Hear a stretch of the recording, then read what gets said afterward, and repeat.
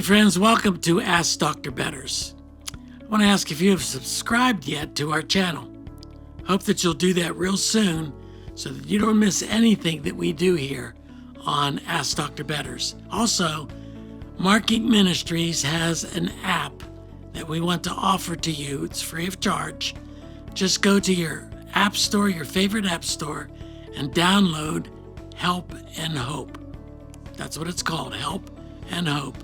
And everything that we do at MARKINC Ministries is on that app. So I encourage you to subscribe to our channel and also to download the app. You know, it's very hard to deal with conflict. Conflict is difficult. No matter the level of the conflict, the more intense the relationship between the conflicting parties, the more difficult it can become. So in Matthew chapter 18, Jesus outlined a prescription, so to speak, for how to resolve conflict. He tells us that we are to do it on the most private level possible. He gives us various steps to follow. Paul in Galatians would tell us the spirit with which we are to do this. That is to look inward to yourself, considering the temptations that you have to deal with. And then add that to the prescription of Matthew 18. And you have outlined for you very specific steps of action you need to take in order to resolve conflict. But sometimes, even with the resolution of the conflict, it's hard to forgive.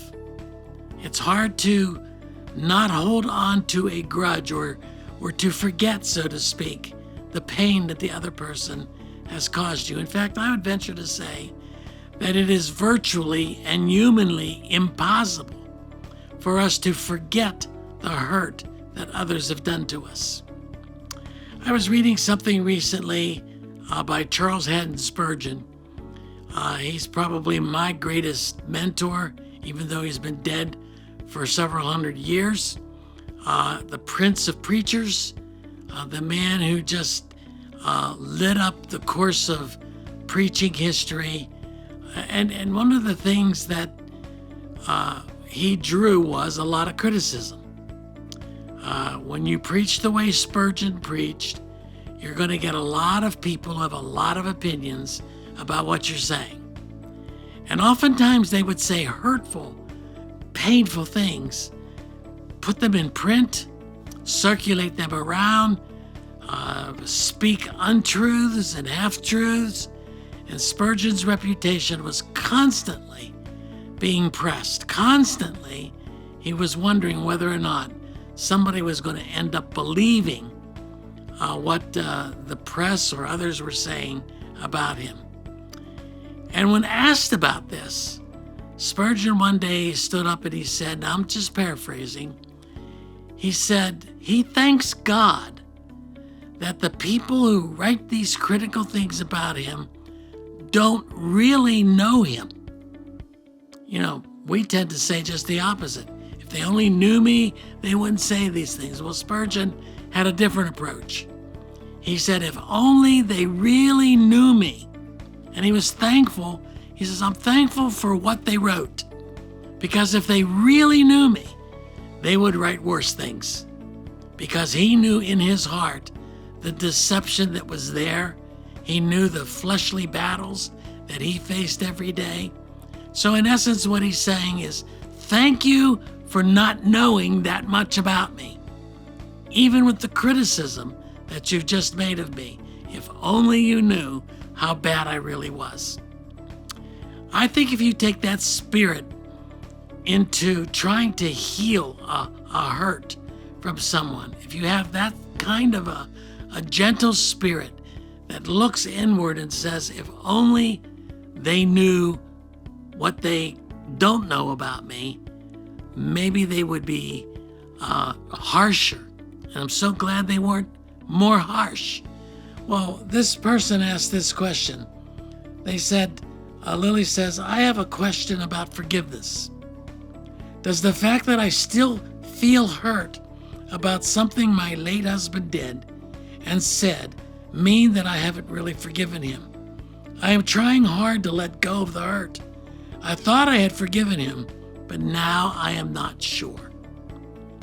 You know, one of the things I think about when I think of my own salvation, and when pride creeps in, and I think to myself, well, I'm better than the person next door. I'm not as bad as that guy down the block. I'm so glad God thought to save me, but, you know, really, there are people so much worse off than I am, so much more in sin than I am. And that's the human tendency. When it comes to trying to forgive somebody who hurt you, you forget how many times you hurt them. You forget how many times you did things that were worse. Now, I don't know what your late husband did or said, but forgiveness is an act of the will. It's an act of the heart that's at right peace with God, a heart that is genuinely at peace with God, because that heart knows how sinful you are, how sinful I am, how much there is to forgive that I've done to others, the sins that I've committed against others. In Matthew chapter 18, after Jesus, in this whole chapter, he talks about forgiveness, and in verses 15 through 17, he talks about the steps of action we are to take. Peter comes to him. And Peter says this, verse 21 of Matthew 18. It says, "Then Peter came up and said to him, 'Lord,'" get this now, "how often will my brother sin against me and I have to forgive him? As many as 7 times?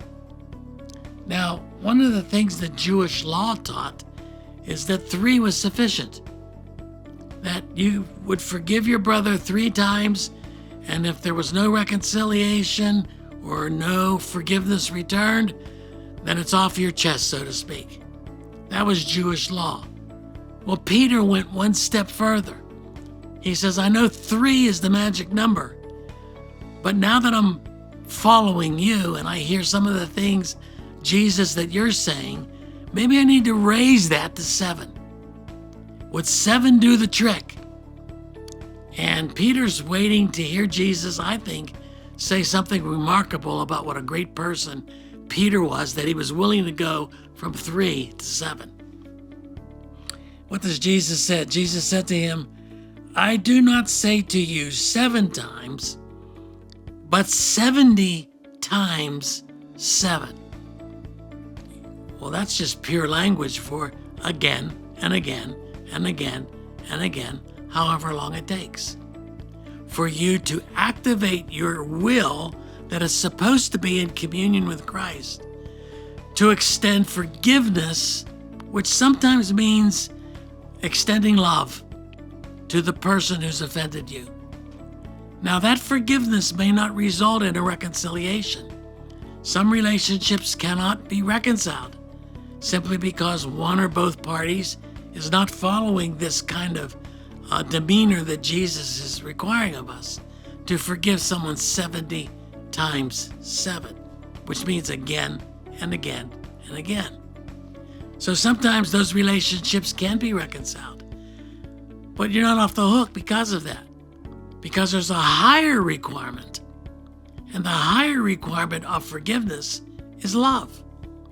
That if you can't reconcile, if you can't forgive one another, then you need to at least love that person. Now, you refer to your husband as your late husband. I take that to mean that he is deceased.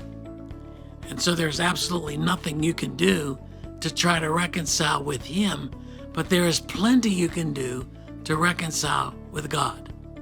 Because to carry a grudge, to carry conflict around, weighs you down. You become functionless when you fail to forgive. The reason for that is it's much, much harder to carry a grudge than it is to forgive. It's more freeing to forgive. I'm sure your husband's done many things to you in your life that require forgiveness, but likewise so have you.